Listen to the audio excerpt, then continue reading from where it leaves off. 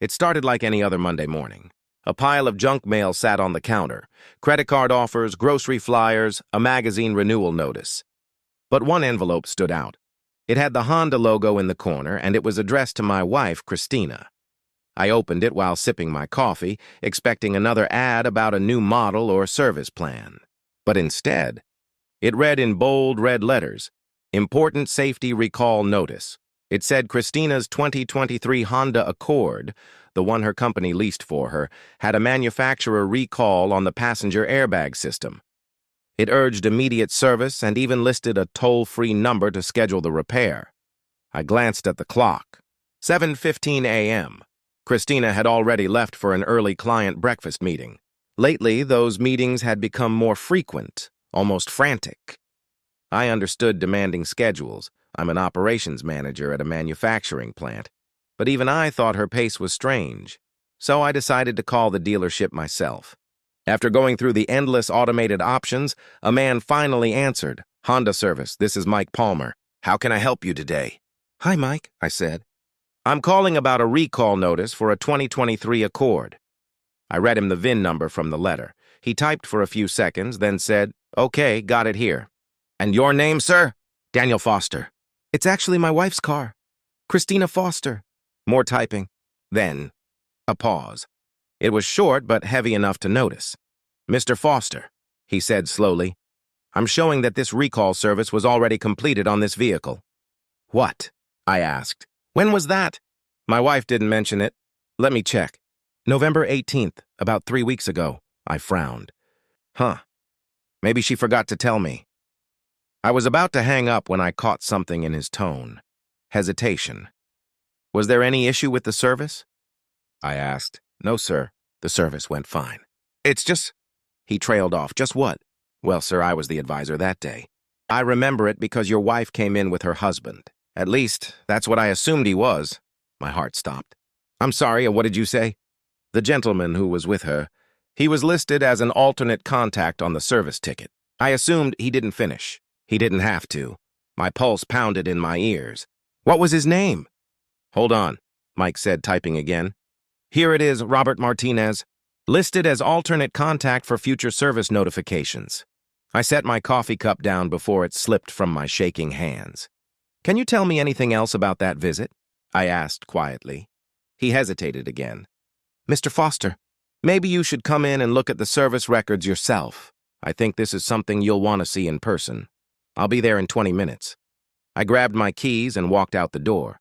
I tucked the file away, where I wouldn't be tempted to look at it. Thursday morning, I decided it was time. I had enough evidence, more than enough. The kind of documentation that would hold up in any divorce proceeding, leaving no room for negotiation or second guessing. I called my attorney from my office at the plant. His name was Richard Carson.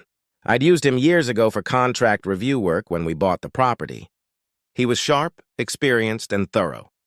"Daniel, it's been a while," Richard said after his secretary patched me through. "What can I do for you?"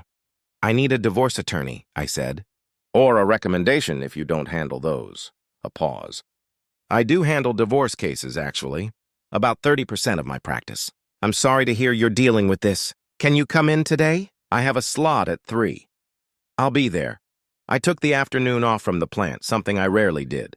My assistant looked surprised when I told her I had a personal appointment that couldn't be rescheduled. Richard's office was in a renovated historic building downtown. The conference room had a polished mahogany table and floor-to-ceiling windows that looked over the city. I laid the evidence file on the table. Every page, every screenshot, every timeline. Richard read it methodically, making notes on a legal pad. When he finished, he sat back and looked at me with something like respect. "This is extraordinarily well documented," he said. "Most people come in with suspicions and maybe a few text messages. You've built a complete evidence file with objective documentation." "That's what I do," I said. "Operations, quality, documentation." "It shows," he replied. "The dealership records are particularly valuable. This isn't hearsay. This is official paperwork. Your wife signing business documents, listing another man as an alternate contact, letting him pay for services. That's usable evidence."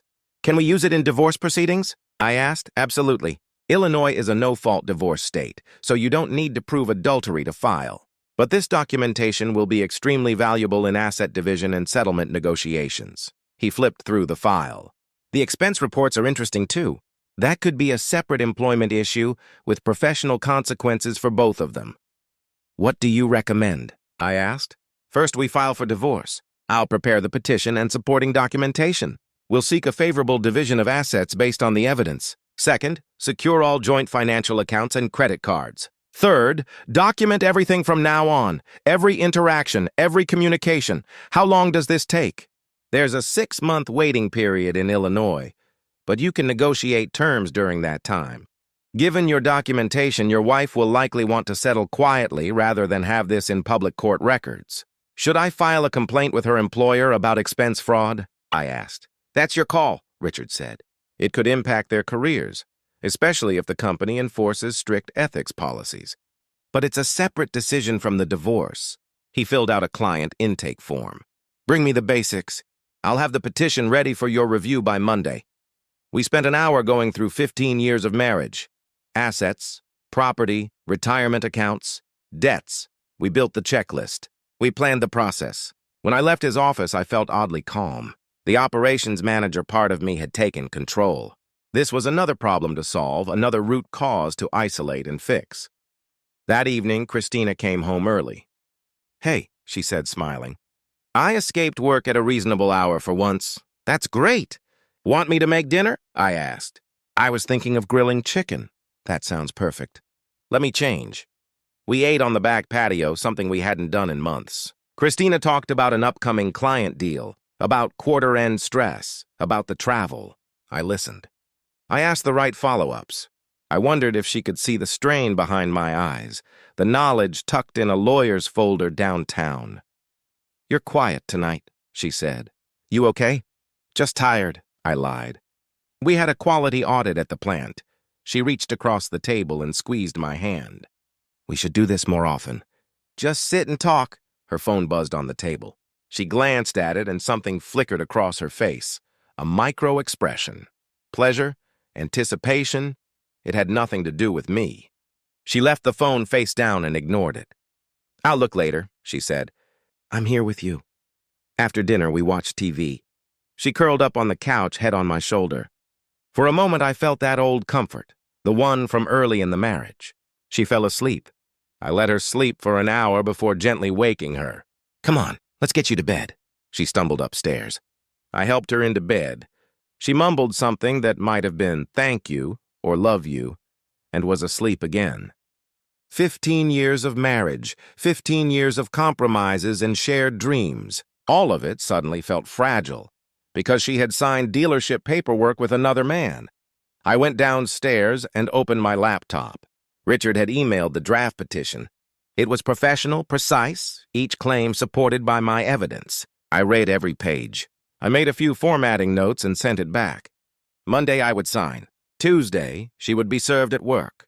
By Wednesday, the story would be public. Friday morning, I woke before Christina.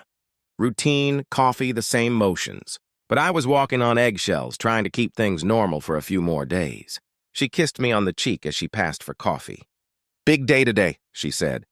Quarter-end madness. At noon, I went downtown to Richard's office. He put the petition in a blue folder and explained what would happen next. Once you sign, there's no taking it back, he said. Technically, you can withdraw it, but this becomes a formal legal filing.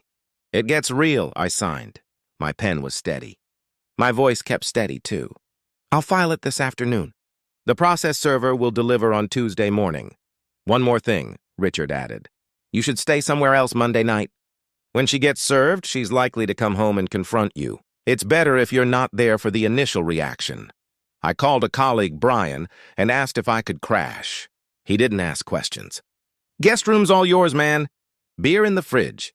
Monday night, I packed a duffel and drove to Brian's. I told Christina I might need to stay near the plant for late production trials. She kissed me goodbye with the practiced affection of long marriage. Text me if you're not coming home, she said. We'll do it. Tuesday morning, I was at my desk by 7. The process server was scheduled to hand the papers to Christina at 9:30, right at her office. At 9:45, my phone rang. her name on the caller ID. I let it ring 4 times, then answered. "What the hell is this, Daniel?" Her voice cracked. "I just got served with divorce papers at my office. In front of everyone." "It's a divorce petition," I said. "The paperwork explains everything." "There's no misunderstanding. Can we talk?" she pleaded. "Please, face to face."